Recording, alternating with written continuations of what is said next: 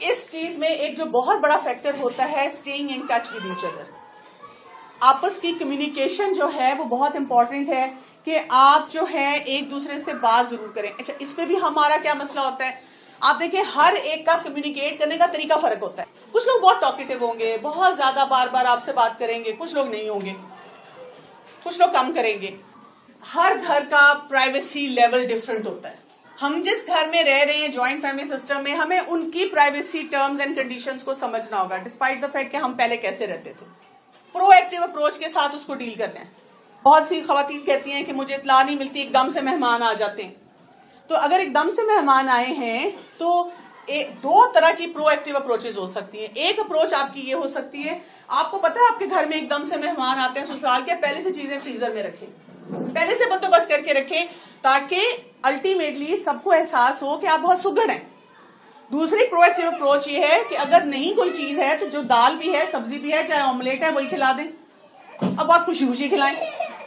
ٹھیک ہے, ہم پھر کیا کرتے ہیں, ہم ریئیکشنری ہو جاتے ہیں, فوراً ہسبینڈ کی جان کھاتے ہیں. تو آپ کے گھر والے منہ اٹھا کے آ جاتے ہیں, بتاتے بھی نہیں, یہ بھی نہیں کرتے, یہ بھی نہیں ہوتا. اب بچے ارد گرد وہ سب سن رہے ہیں.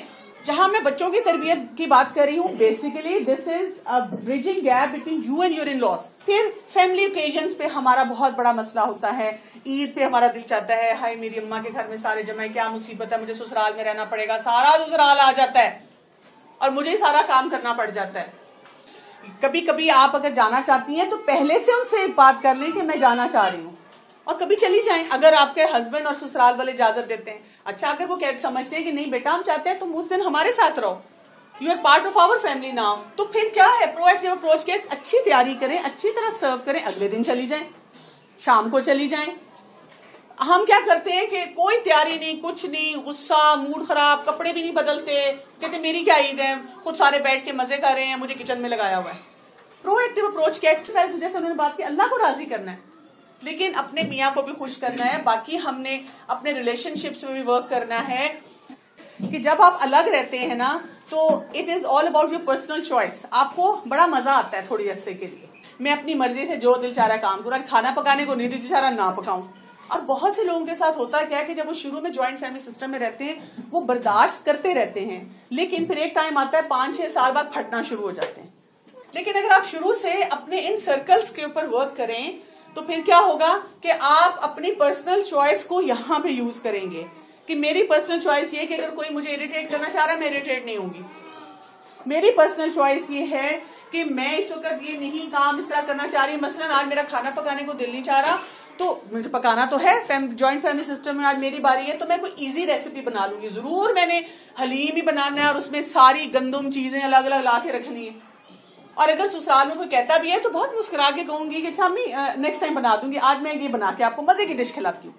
If you are positive proactive they will سے ہاں ٹھیک ہے بیٹا. کبھی ایک بار ہوگا کہ وہ بہت زیادہ کہہ دیں گے کہ نہیں نہیں آج یہی بنا دو, تو کوئی بات نہیں, بنا دیں. اپنے آپ کو اس وقت سیٹسفائی کریں گے, کوئی بات نہیں. کبھی کبھی میاں بھی فرمائش کر لیتے ہیں, بچے بھی کر لیتے ہیں, اپنے گھر والے بھی. آپ سوچیں کبھی اپنے پیر میں کے جائیں ریسٹ کرنے جاتے ہیں, امی کہتی نہیں ہے تم یہ بنا کے کھلاؤ, کتنی خوشی خوشی کچن میں جاتے ہیں امی کے لیے بنانے. ابو نے میرے سے آج فرمائش کر کے یہ کھائی, پر سسر کہیں تم کہتے لو سسر یہ کہہ رہے ہیں, اب میں بچے دیکھوں, بچوں کو پڑھاؤں یا یہ کام کروں. آپ کو پتا ہے کہ قرآن میں جو کانسیپٹ آتا ہے, ایک اور چیز کو بھی سمجھنا ہے. سورۃ الحج میں آ رہا ہے کہ ملت ابی کا ابراہیم. سارے اسکالرز یہ کہتے ہیں کہ جہاں باپ کا ذکر آتا ہے, باپ کا مطلب ہے کہ وہی حق گرینڈ پیرنٹس کا بھی ہے, اور جہاں ماں کا ذکر آتا ہے وہی حق ہے وہ نانی دادی کا بھی ہے. لیکن ہمارے لیے امپورٹنٹ چیز کیا ہے کہ ہم نے اس ریلیشن شپ کو بہت اچھی طرح سے ہینڈل کرنا ہے, اور ہم نے اپنے شوہر کے والدین کو برا نہیں بنانا. بیکاز آپ دیکھیں اگر آپ کے پیرنٹس کے ساتھ یہ کوئی کام کر رہا ہے تو آپ کو اچھا لگ رہا ہے, نہیں لگ رہا, تو کیوں پھر ہمیں بھی اپنے آپ کو کسی لیول پہ فکس کرنا ہے, اور صرف اپنے لیے نہیں فکس کرنا, اپنی خوشی کے لیے نہیں, اپنے بچوں کی تربیت کے لیے بھی فکس کرنا ہے. آپ کا جو فوبیا ہے نا اس کو سب سے پہلے کانکر کرنا ہے. لوگ نا وہ ڈیٹیکٹیو بن جاتے ہیں جیسے کسی کی شادی ہو.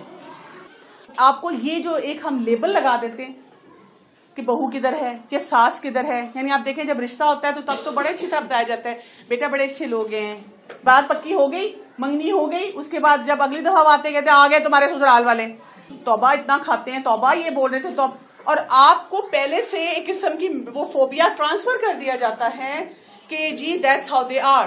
طرح ساس بہو ہم ہمیشہ ان کو یہ پیرامیٹر دے دیتے ہیں کہ یہ تو مسئلہ ہی ہوگا. اچھا تم جوائنٹ فیملی سسٹم میں رہتی ہو, ہائے بیچاری. جو بچے گرینڈ پیرنٹس کے ساتھ رہتے ہیں, مطلب فیملیز ود گرینڈ پیرنٹس, وہاں پہ chances of child abuse are minimised.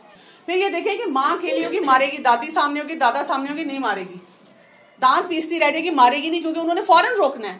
خود بے شک وہ آپ کو 10 شکایتیں لگائیں کہ تمہارے بچے یہ نہیں کرتے, پتہ نہیں آج کل کے بچے کیسے ہیں, اور اپنی بیٹیوں کی بھی اگزامپل دے دیں گے کئی دفعہ کہ اس کے بچے تو اتنے تمیزدار ہیں, پتہ نہیں یہ کیوں نہیں کرتے, وہ تو یہ اس کے کھاتے ہیں, سب کچھ ہوگا, but they will not let you hit. جب آپ ماریں گے آپ کو وہ روکیں گے, کہیں گے بیٹا مت اتنی سختی کرو, مت اس طرح مارو, مت ان کو یہ بات کہو. تو chances of abuse are less. ہم چاہ رہے ہیں کسی طرح ہم اسلام کا نام لے کے, اسلام کا جھنڈا گاڑ کے تو اس سسٹم کو ختم کر دیں. ہم اپنے آپ کو بری ذمہ کر دیں اس ذمہ داری سے کہ جی ہماری ذمہ داری نہیں ہے یہ ان لاز. لیکن اس سوسائٹی میں جہاں ایشوز ہیں they are going back to this thing, وہ اس چیز کو ایکسپٹ کر رہے ہیں. ایک ریسرچ میں انہوں نے یہ دیکھا کہ جو پری ایڈولسنٹس ہیں, جیسے 10 سال سے اوپر کے بچے, آپ دیکھیں 10 سال سے اوپر کے بچے آپ سے قابو نہیں آتے, نہیں نا آتے, تو وہ بچے اپنے گرینڈ کے پیرنٹس کے ساتھ بہت اٹیچ ہوتے ہیں. کہ 7th سے لے کے 10th گریڈ کے بچوں کی ریسرچ کی اور ان سے کوسچنز کیا پوچھے. انہوں نے پوچھا people you spend time with or do things with, people you like a lot or you would like a lot to be with, people who make important decisions about things in your life, people who you go for to advise. اس میں انہوں نے کہا کہ 70% of boys and 79% of girls listed at least one adult extended family member. انہوں نے جب بچوں کو کہا کہ آپ کس سے ایسوسیٹ کرتے ہیں تو انہوں نے اپنے فیملی ایکسٹینڈیڈ فیملی ممبر کا نام دیا. تو آپ دیکھیں کہ اللہ تعالیٰ نے ہمیں یہ اتنی بڑی بلیسنگ دی ہوئی ہے اور ہم اس کو یوز نہیں کر رہے.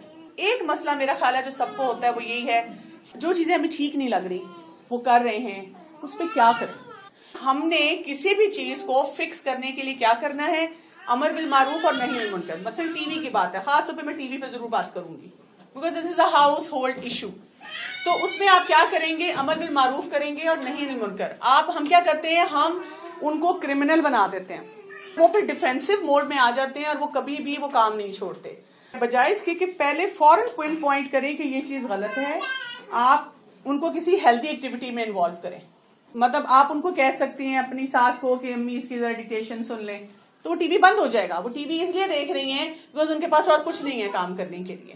شی is not involved in anything. ان کے گھٹنوں میں درد ہے, ان سے اٹھا نہیں جا رہا, ان سے پھرا نہیں جا رہا.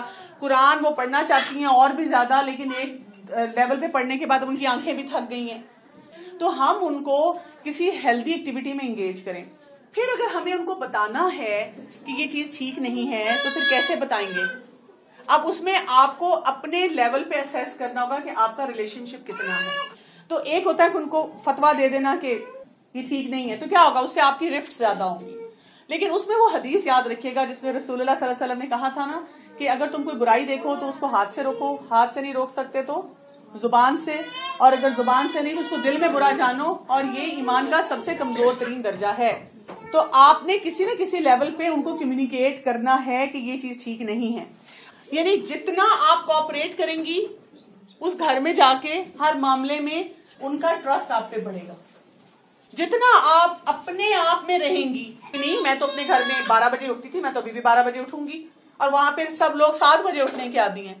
اگر آپ نے کوآپریٹ کیا کہ ٹھیک ہے میں جلدی اٹھ جاتی ہوں, تو کیا ہوگا, ٹرسٹ ایلیمنٹ بڑھے گا. تو الٹیمیٹلی آپ کی کمیونیکیشن اسٹرانگ ہوگی, وہ آپ کی بات سننے کے لیے تیار ہوں گے. اور یہ ایک دن میں نہیں ہوگا, یہ سال ہر سال آپ کو لگ جائیں گے. اور اس میں آپ نے یہ کبھی نہیں سوچنا کہ میں ہی قربانی کیوں دوں. آپ نے یہ سوچنا ہے I am doing it for my own self because I am part of this family now, and I am doing it for my children because میرے بچے اس گھر میں پل رہے ہیں اور ان کے اوپر میں اچھے اثرات چھوڑ کے جانا چاہتی ہوں.